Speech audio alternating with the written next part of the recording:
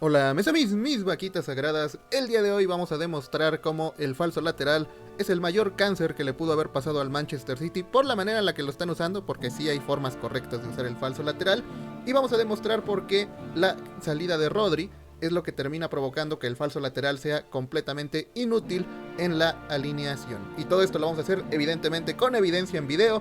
Así que aprovechando que el canal oficial del Arsenal ha subido pues el partido donde golearon al Manchester City por 5-1, en un partido donde irónicamente tuvieron bastante menos posesión, bueno, bastante es mucho decir, ¿no? 5% menos de posesión, pero definitivamente fueron más peligrosos y vamos a mostrar cómo el falso lateral fue el culpable de que esta situación se diera y de que el Manchester City acabara goleado, no solo en este partido, sino en muchos partidos a lo largo de la temporada. Y empezamos con la primera jugada donde Akanji está haciendo defensa central simplemente, pero en esta movida en particular está jugando un poquito esta posición del falso lateral. Recordemos que en el Manchester City lo que se hace es que se tiene a los dos centrales, después los laterales que en ataque pasan a ser el falso lateral, después, debido a que Rodri ya no está disponible, tienen un doble pivote, que es básicamente con lo que salieron a este partido, que eran Bernardo Silva y Mateo Kovacic, el cual pues es quizás el perfil más defensivo que tenemos, pero claramente Bernardo Silva de recuperación tiene poco y nada. En este caso aquí tenemos a Bernardito, pero dejaron solo en la salida a Kanji, que sabemos que no es la persona más diestra con el balón. ¿Y qué pasa? Que hay muchísimos metros de distancia entre la defensa con salida de balón y el ataque. Por tanto, al no tener opción de pase, le roban un balón tonto. En Manchester City se estaba replegando un poco, estaban atacando casi en 3 cuartos de cancha y decidieron dar pases hacia atrás de manera totalmente inexplicable. Y dejaron un tremendo hueco en toda esta zona. Y al no tener opción clara de pase, le roban el balón y esta jugada casi termina en gol. Y no pasaron demasiados minutos y nos volvimos a encontrar con la misma maldita situación. Nuevamente un robo en la salida del balón porque no hay nadie con quien apoyarse, porque el centro del campo está totalmente abandonado. Y nuevamente una jugada clarísima de gol para el Arsenal. Tercera vez que vamos a ver esta situación en un contragolpe del Arsenal que cortan muy bien y que de hecho el Manchester City termina encerrando en esa jugada durante 2 o 3 minutos al Arsenal en su área. Cada que tenían un contragolpe disponible volvemos a ver la misma situación. Vemos como tanto Guardiol como Akanji, si no me equivoco, que estaba jugando en ese momento, era Mateus Núñez. Tanto Akanji como Mateus Núñez tienen el problema de que no están en el centro del campo, porque cuando tienen que replegar para defender, lo que buscan es defender las bandas. Se queda un espacio gigantesco abierto y nuevamente por ahí es por donde el Arsenal puede después buscar un pase a la espalda estando en completa libertad. En este caso, insisto, afortunadamente corta bien la línea defensiva, pero es muy notorio que los falsos laterales no están defendiendo ni al aire. Y aquí una situación en repliegue. Y podemos ver nuevamente como tenemos un rectángulo dantesco donde la superioridad que tiene el Arsenal es simplemente incontestable. El Arsenal en esta situación tiene más jugadores por dentro y podemos ver que no hay nadie en la zona de la contención. Está completamente solo Partey y por eso es que puede meter un golazo desde su casa, porque nadie le presiona. ¿Y por qué nadie le presiona? Nuevamente porque los falsos laterales no protegen el centro del campo. Se van de regreso a las bandas para defender las bandas, que está bien, pero nuevamente no tienes ese pivote que te esté salvando las jugadas. Y vuelve a ser un gol facilísimo para el Arsenal, que no había producido demasiado fútbol. Y finalmente el colmo del descaro. Podemos ver un contragolpe del Arsenal, que por cierto acaba en el cuarto gol. El quinto gol ya no fue culpa de los falsos laterales, solamente 4 de los 5 goles fueron culpa de los falsos laterales. También no vamos a decir que sean todo el tiempo los malos, pero quiero que vean esto. Estaban en el centro del campo y ahora estos dos falsos laterales están corriendo por su vida para tratar de ayudar en el contragolpe. Y obviamente ya no van a llegar, porque en lugar de haber tratado de contener el ataque aquí en el centro del campo, donde hubiera sido útil, pues ya están corriendo hacia atrás y ya es demasiado tarde. Ya simplemente no van a llegar a ayudar. Y en la línea defensiva pues solamente tienes a 2 hombres, lo que lamentablemente va a terminar de manera inequívoca en gol seguro para el Arsenal. Y vamos a la pizarra táctica para entender por qué pasa esto. Esto ya lo he dicho en varios videos. Cuando tienes los falsos laterales en ataque, está muy bien porque en muchas ocasiones tienes también lo que es un pivote único, que en este caso sería Rodri.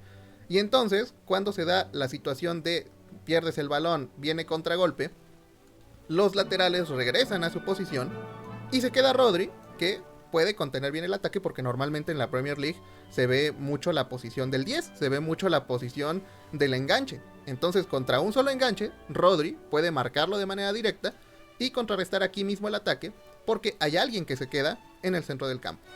Al no estar Rodri, Guardiola lo que hizo fue, bueno, no tengo mi super recuperador de balón, pero no importa porque pongo un doble pivote y van a hacer esta función. Pero ¿qué pasa? Que cuando tú sumas en ataque a los falsos laterales, hay demasiados jugadores que están para Guardiola desperdiciados. ¿Y qué hace Guardiola para corregir esta situación? Pues los manda a subir muchos metros y a adelantarse para generar juego. Y sí, al momento de construir fútbol, esto te ayuda muchísimo porque tienes, y además se abren incluso un poco, ¿no? Entonces con esto consigues, sí, atacar un montón todas las zonas del campo, los 5 carriles y todo lo que me digas.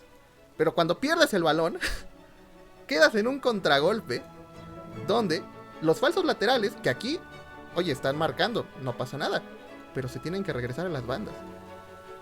Y el 10 queda completamente solo, que es lo que vimos, absolutamente, bueno, en estas no, pero que es lo que vimos en todos los contragolpes, ¿no? Que el 10, o el que esté jugando por el centro, básicamente, aunque no sea el 10, se queda completamente solo, porque nadie lo cubre, porque los falsos laterales quieren volver a sus bandas para proteger, y el centro del campo queda vacío. Y dirán, bueno, pero estos tienen que regresar. Sí, pero ¿a qué velocidad van a regresar y cuántos metros van a tener que correr?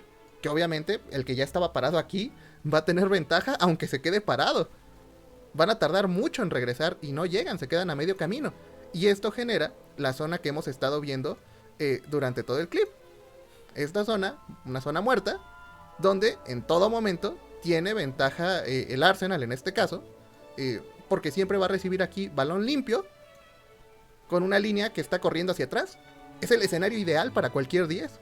Si tú le preguntas a cualquier enganche en el mundo, oye, ¿qué te gustaría en un hipotético caso contra el Manchester City para hacer el partido de tu vida? Tú querrías esto. Un Manchester City que no tenga centro del campo a nivel defensivo. Y esto precisamente es lo que estuvo pasando todo el maldito partido. Ahora reitero, ¿por qué no es necesariamente malo jugar con el falso lateral? Podrías jugar con el falso lateral si estos jugadores no se adelantaran tanto. Pero si estás usando un doble pivote, obviamente queda mucha menos gente en ataque. Y entonces va a ser más difícil que logres abrir el terreno de juego rival, porque, lamentablemente, pues te encuentras con muchos jugadores que se tienen que quedar atrás, ¿no? Que se tienen que quedar un poquito a la retaguardia por si hay contragolpe, por si hay alguna situación de peligro. Podría uno de ellos subir y el otro quedarse, y a fin de cuentas tener un único contención, como ya lo venían haciendo desde antes. Pero el tema es que Guardiola no confía en nadie más. Y al Guardiola no tenerle confianza a otros jugadores, depende sí o sí de dejar el doble pivote. Y en todo caso, y esto también llegó a pasarle en algunos partidos, que sí tenían muchos jugadores más o menos en el centro del campo, pero después no había nadie arriba y no lograban abrir espacios, y por eso es que estaban terminando marcando menos goles. Por eso es que tuvieron una pésima temporada Foden y los demás.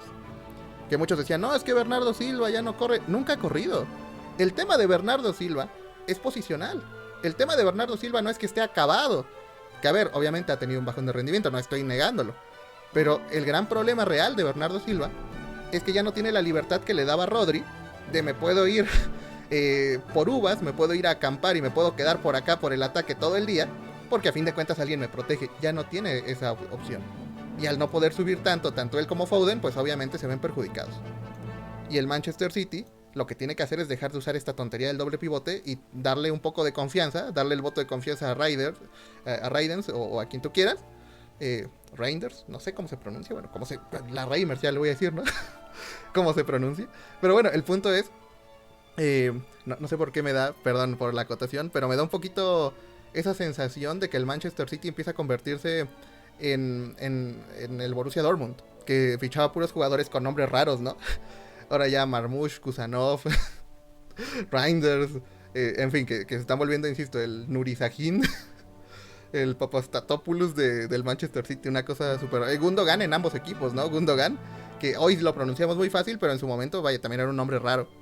Y en fin, que este es el gran problema que tiene el Manchester City. Insisto, no es el único partido. Yo creo que voy a ir subiendo toda una serie mostrando los errores defensivos del City y cómo el falso lateral en toda la temporada fue el gran cáncer y lo que le hizo tener al City la peor temporada en los últimos 10 años. Bueno, esto es todo por ahora y nos vemos en el próximo video.